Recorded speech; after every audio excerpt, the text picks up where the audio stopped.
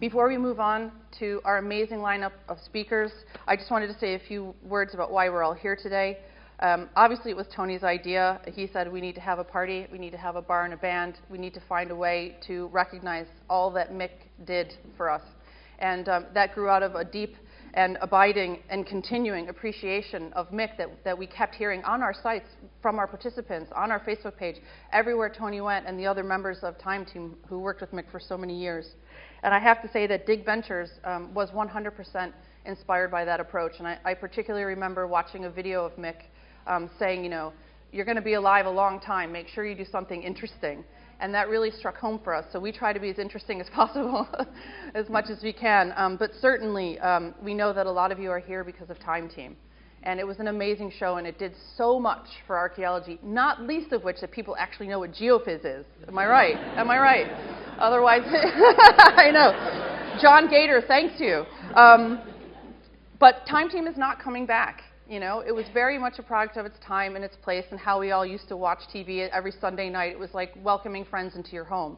And, you know, the world has changed. Television has changed. But so many of us are still working so hard to carry on that idea of what Time Team did about accessibility, about breaking down barriers, and the commitment that Mick particularly had to lifelong learning and different pathways into doing archaeology. We certainly see it with all the people who join us on Dig Venture sites, not only in person, but of course to watch all the content that we're working so hard every day to put out to keep you guys in the loop. Because if we're not sharing that moment of discovery, if we're not being able to involve people with us while it's happening, then really what is the point of doing that work? Of course we're going to write it up in all the official places and make sure the research is done to the highest possible standard. But if we're not sharing that, then there really isn't a point. And I think that Mick was someone who really helped to make that clear, and that's why we all still miss that so much. So all I wanted to say to you guys is, even though there's no more Time Team, there's so many of us out there working hard, so please keep watching. Please keep talking to us on social media, and we hope to see you on site soon. Now, without further ado, I would like to introduce our next speaker, who really needs no introduction, Sir Tony Robinson.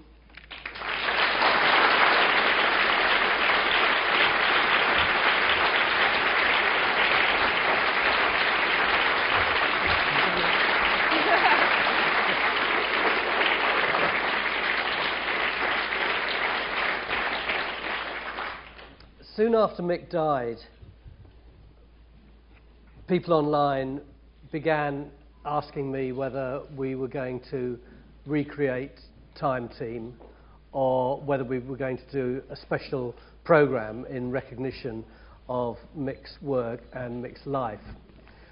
And I knew that it was pretty unlikely. By and large, when a television company shuts the door on you, it's not going to open it a few weeks later or even a few months.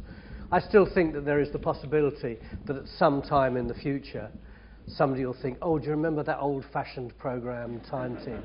Why don't we recreate it with some bright new things? And it would be wonderful if at some time that happened, but certainly now is not the time. And anyway, I thought to myself, actually, yes, Mick would enjoy a celebration, but making a television program isn't really a celebration. It can be, frankly, bloody miserable.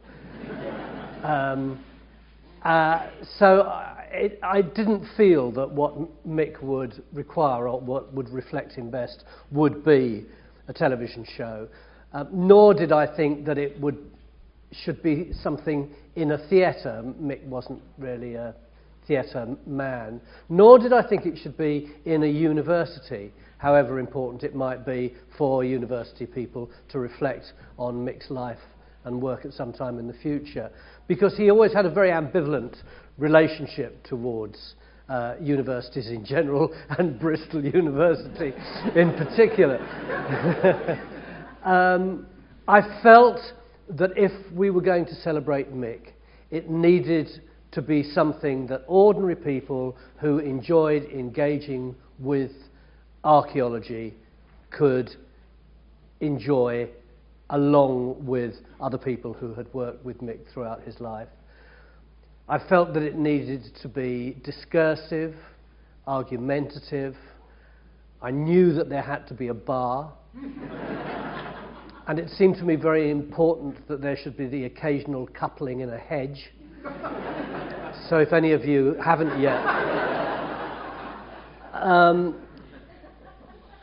and that we should ask a number of Mick's closest friends to come here, because although the word time team has already been mentioned several times in the first 4 or 5 minutes, and probably will many more times, in fact, time team was only a very small slice of Mick's life, and an even smaller slice of his work and his influence as an archaeological thinker and academic, I think will long outlast us remembering time team. So that was important too.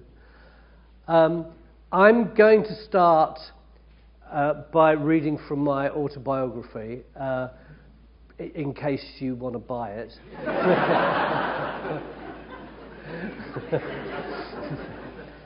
But also because it does tell more lucidly than I'd be able to now on the stage about my first meeting with Mick.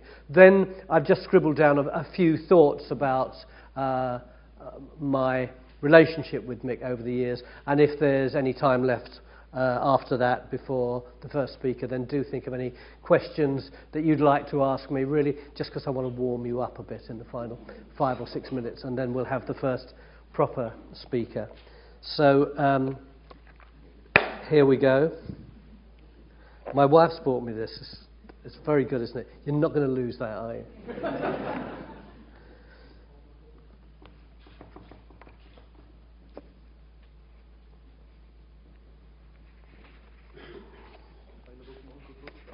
It is available from all good bookshops. Thank you, Julian, for reminding me to say that. So I had been working at the Chichester Festival Theatre as an actor during those long, hot summers of the late 1980s.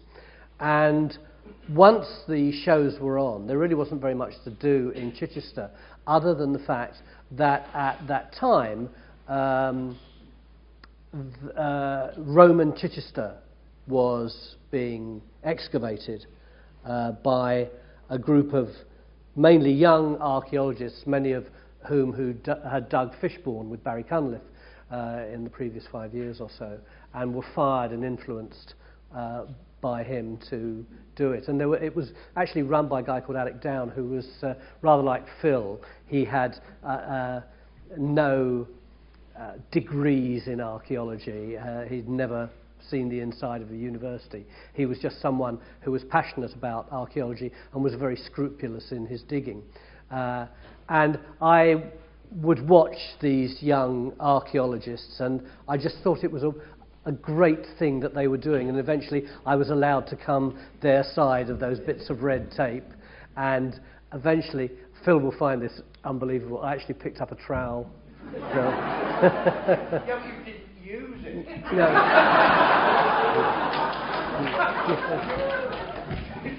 It was a bit hurty. But what I did realise that I was very good at was observing other people working. And it became my career for 20 years. So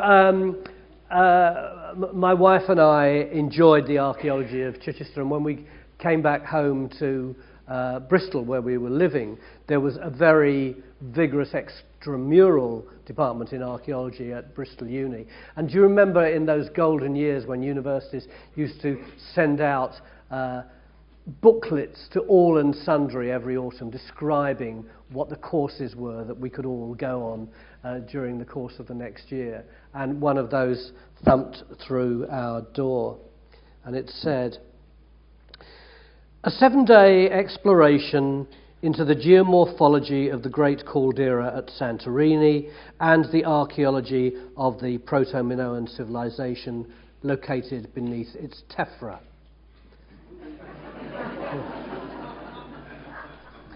My wife Mary was flicking through a brochure about the various adult education courses offered by Bristol University.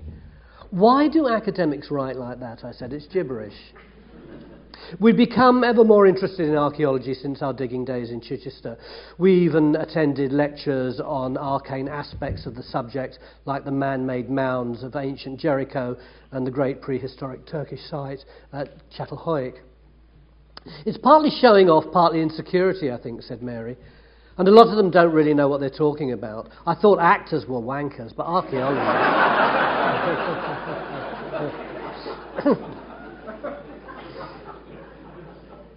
These courses are supposed to be about public access. Why don't they build them with headlines like "Ancient City Obliterated by Supervolcano"? Tart, said Mary. They'd get 10 times as many applications. I suppose they would. Do you fancy it then? What? Checking out the geomorphology of the what's it? Is it actually in Santorini? Asked Mary. Yeah. Then I certainly do. Do you reckon your mum will look after the kids? There could be quite a lot of ouzo flowing. When we got there, our hearts sank. It certainly wasn't going to be the alcohol-fueled rave-up we'd hoped for. We were the youngest on the course by at least a quarter of a century. Indeed, some of the others appeared to be even older than the archaeology. Only the tutor, Mick Aston, was our age, although he seemed pretty ancient too. I had a nasty feeling I'd made a big mistake, but I couldn't have been more wrong. The story of ancient Santorini and its port Akrotiri is like a disaster movie. It was one of the great cities of the Bronze Age world, but it was destroyed by a volcanic eruption in a few moments. Although the archaeology is as perfectly preserved as Roman Pompeii 1,000 years later, there are no skeletons or any other evidence of death. Where the inhabitants of the city went and whether any survived, no one knows. Mick Aston vividly brought the story of this awesome moment in prehistory to life. He was staggeringly erudite, but wore his knowledge lightly. He was down to earth, with the innocence of Winnie the Pooh and the grouchiness of Eeyore. He wore rainbow-striped jumpers given to him by various besotted ex-students. Sorry, Teresa. Faded bell-bottom jeans, little round wire glasses, and had a tumble of curly salt and pepper hair. He looked like a Janis Joplin fan who'd gone to Woodstock Festival 15 years previously and had never returned to civilization. Initially, there'd been a buzz of interest surrounding the fact that a minor celebrity was on the course, but Mick made no secret of his showbiz ignorance. He didn't have a telly, he said, and had no idea who I was. I've no idea who I am either, I told him. It's not an issue. I liked his cranky black country integrity. He was a walking contradiction, a hippie who didn't smoke weed, a vegetarian who drove a succession of environmentally toxic camper vans, an atheist whose specialism was medieval monasteries. We wound each other up non-stop. Don't pretend you're left-wing, he'd say. You Labourites are all closet Tories.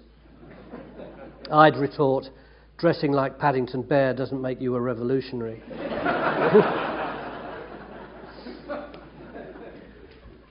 One morning, our little group was clustered round a gravesite hanging on Mick's every word. He told us that Akrotiri was some kind of outpost of the all-powerful Minoan society that had prospered in Crete's capital, Knossos.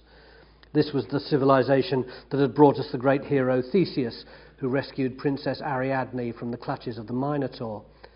But Knossos collapsed, Mick went on. The most powerful civilization in the Mediterranean, whoop, in a single century it had disappeared. The question is, though, was this because of the Santorini eruption 90 miles away? A tsunami, maybe, or volcanic ash wiping out the Cretan crops? The dating evidence seems to suggest... I never found out what the dating evidence suggested. I'd completely lost my concentration. A little Greek boy had crept up to me and slipped a human skull into my hands. I'd no idea what to do with it, but I didn't want to interrupt Mick's flow, so I nudged Mary, wiggled it up and down a few times, and raised my eyebrows in an exaggerated fashion.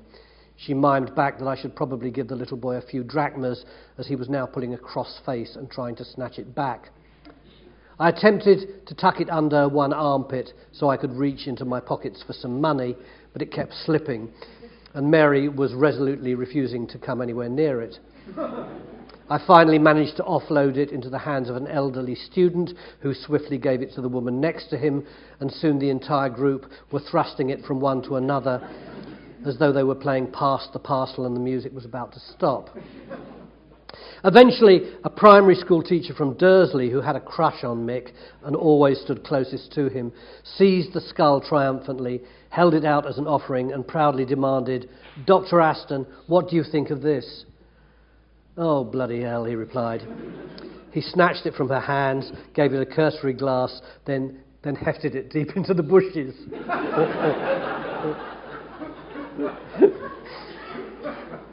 The group looked at each other aghast. We were on a site of global importance, examining possibly unique archaeological evidence, and in a fit of pique brought on by having his story interrupted, our leader had cast it aside like a rotten cauliflower. There were glares, sighs, even the occasional tut-tut, but Mick was unabashed. "What's up?" he demanded. "Do you think Charlie here is Minoan?" "Could be," someone mumbled. "Didn't any of you notice the edges? Were they worn by age?" "No, they were practically fresh." "And what about the teeth? And did the scuff marks tell you anything?" "It's some poor old bugger out of the village cemetery who ought to be left alone. He's probably the same age as your gran. The kids dig them up like spuds and flog them to the tourists."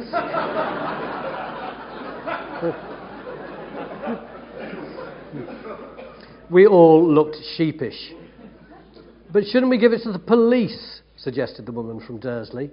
"You can if you like," replied Mick testily. "But what do you reckon they'll do? They'll stick red tape all around the site and we might as well go home. No one's seen anything, right?" He fished his leather purse out of his shorts, produced a small coin, gave it to the little Greek thief, said, "Now piss off," and carried on with his lecture.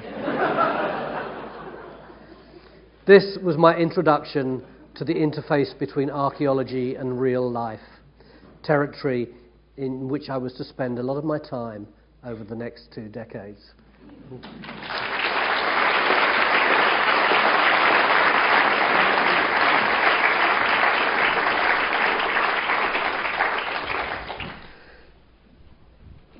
Time Team started in a little cafe off the A303.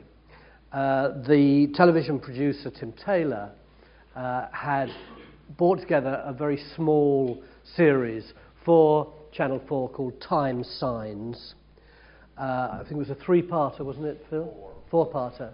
And Mick had asked his mate, Phil, to be in it.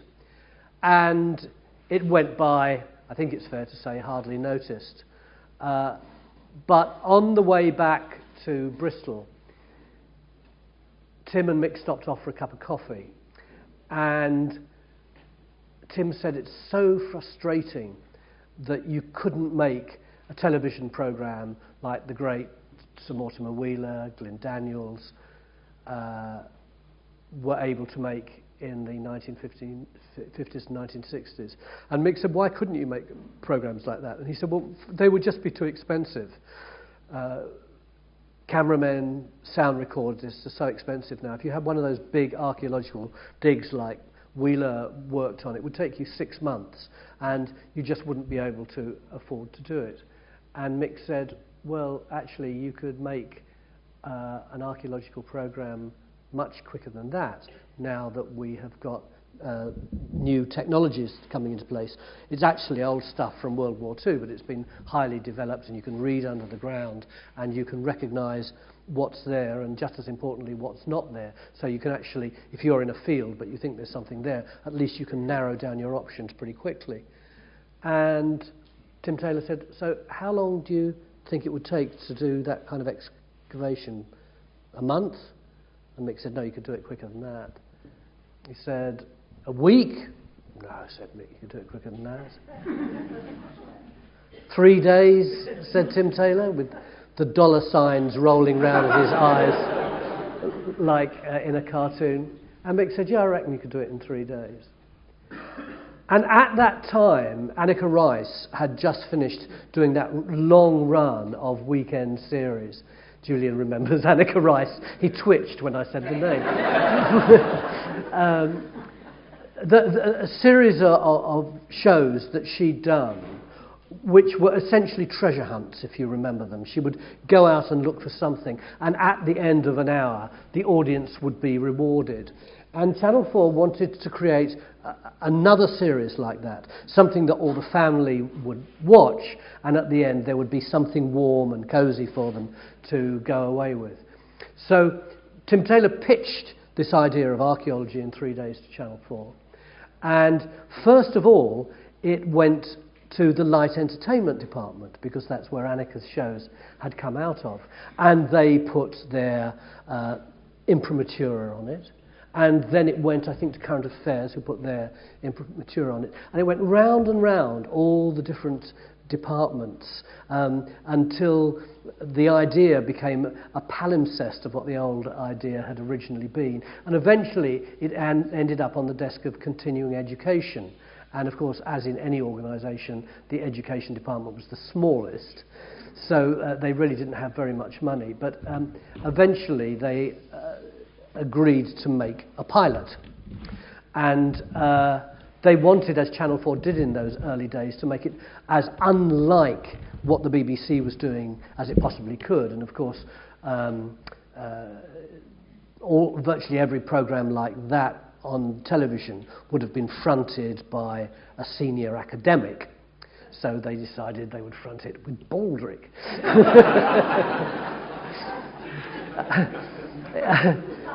It wasn't quite that reductive. In fact, I'd done a number of small programmes for about various aspects of history in Bristol prior to that. So she was aware that I'd done that. I'd also been working, I was very close to the Centre of Comic Relief for a number of years at the very beginning, and had made a number of documentaries for them. So it was a form I was familiar with. But anyway, we went ahead and we made the pilot. And the pilot was in Dorchester, in Oxfordshire, and all the television equipment went to Dorchester in Dorset. Can you... Just the start of a big show, everybody! So it wasn't until lunchtime that we were able to start. And because this idea had gone through so many departments, it was very formatted.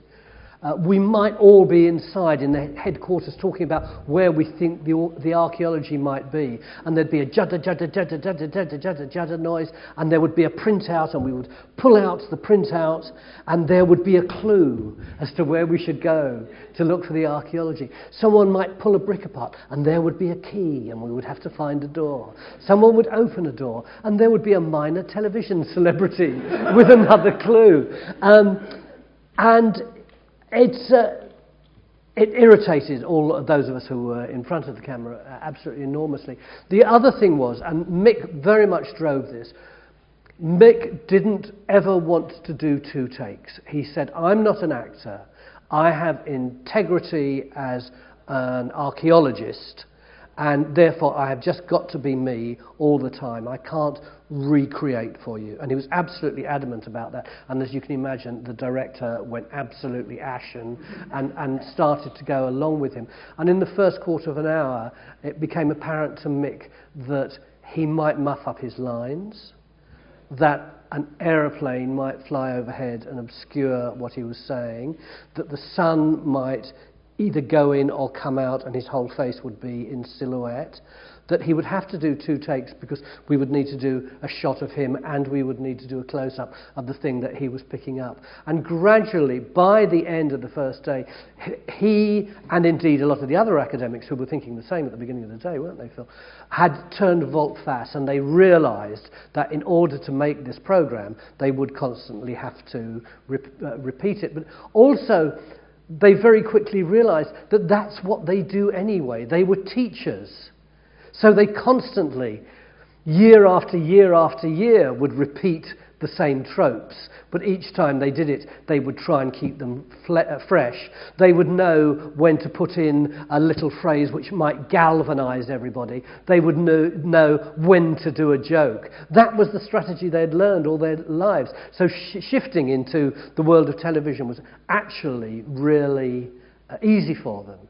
Take Phil, for instance, who has managed to create a cartoon version of Phil over 20 years. He hasn't cut his hair since the very first show. He wears the same hat as he originally did and gives it to the wardrobe lady each night, don't you, Phil, who cleans it.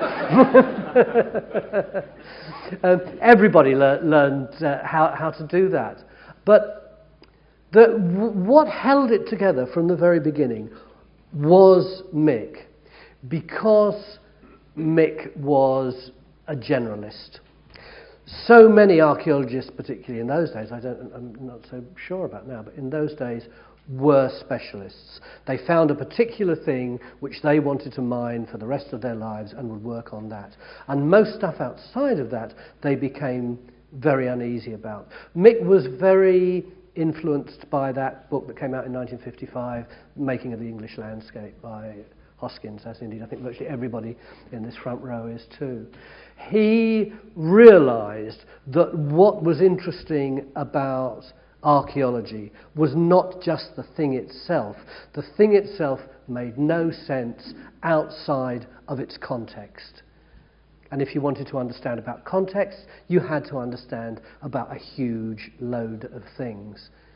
I've always thought that Time Team is the programme which is nearest to CSI as a programme. It is exactly the same sort of thing, that you look for the clues, you link the clues together, you try to create a narrative, and then you dispel that narrative when it's disproved by something else that you find, and you recreate another narrative. I remember one of the moments where I felt closest to Mick academically was on the first show, because after the pilot we were given an actual series, and we were in Much Wenlock. And he took me to the top of the church tower and asked me what I could see, and I replied, Much Wenlock. And he said, but look at the shape of it. Look over there. Can you see where Much Wenlock stops? And can you see that that is actually the shape of the Anglo-Saxon abbey, and then in the middle of it there are the later ecclesiastical buildings? And can you see over there how those gardens are long and thin and straight, because that was the Norman New Town? And can you see that wiggly road there, which actually mimics the shape of the stream, and it's called Shite Lane? Can you guess why that was? And can you see how everything else is built, everything else respects it? And he pointed out one thing after another, including the industrial estate and the latest building, and he said, why do you think that Much Wenlock has stayed roughly the same it is for so long? He said, imagine your back garden, okay? This is the end of your back garden. Imagine if you picked up the back fence and stuck it 2 foot into the end of your neighbour's back garden. What would they do? And I said they would go absolutely bonkers. They would be abusive. The very least they would do would be to move it back to where it had been. The most that they would do would be to take you to court. And he said, absolutely, he said. That's what a town is. A town is boundaries in tension. And I think I never afterwards looked at an English urban environment in any other way. And Mick constantly encouraged the archaeologists, and of course we were lucky enough to get Stuart to come in very early. And Stuart often would hardly look at the archaeology at all, which is a relief because he doesn't know anything about it. But Stuart would just patrol round the countryside, constantly like coming back every few hours and giving us more information, which would help us understand why the town was where it is, where the river was, how the town related to the river, how it related to the nearest bank of hills, how it related to the nearest Roman road. That was Mick's passion. I know a lot of people think that his passion was monasticism. Mick always said to me, and I don't know how cynical he was being about this and how truthful, he always said to me, I just did monasticism because I looked through the index of all the different sorts of archaeology there was, and it was the only thing that no one was doing a thesis on.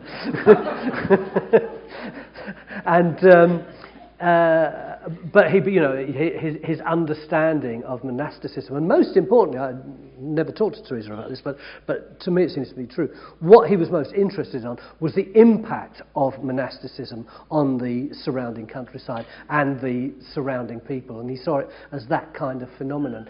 So the programme itself never ran the danger of, as it were, vanishing up its own arse. It was always looking outwards. It was always looking towards the next thing. And after it had been on for about a couple of years, it suddenly started to be traduced by other archaeologists, a small coterie, and eventually really quite a lot of archaeologists and PhDs began to criticise it very hard. I think an awful lot of that criticism was deeply misplaced, but it certainly wounded Mick enormously.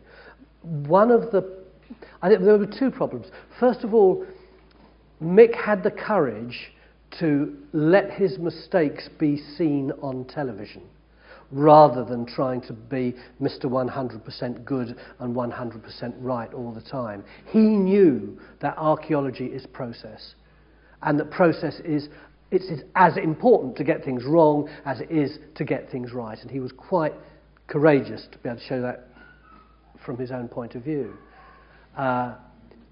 And he was traduced for not always getting things right, for not always having the right map out and whatever. And the other thing was, we were criticised for post-production.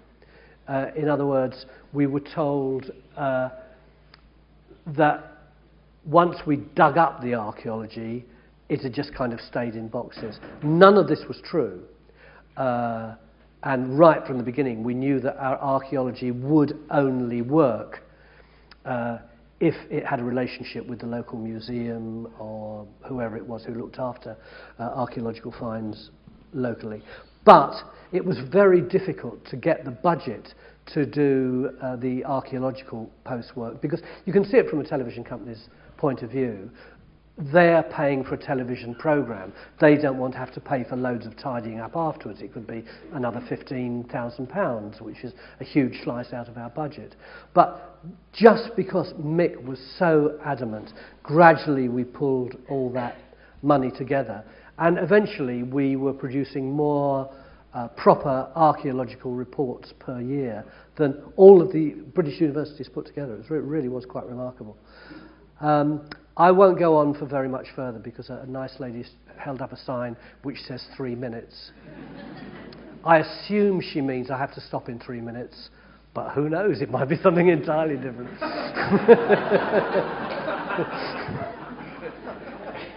I couldn't last that long. So for my function over the next couple of days is just to be around and do the linking. So I'll offer a number of thoughts that other people don't cover. As I said to you at the start, one of the most important things for me was that Mick should have his friends here.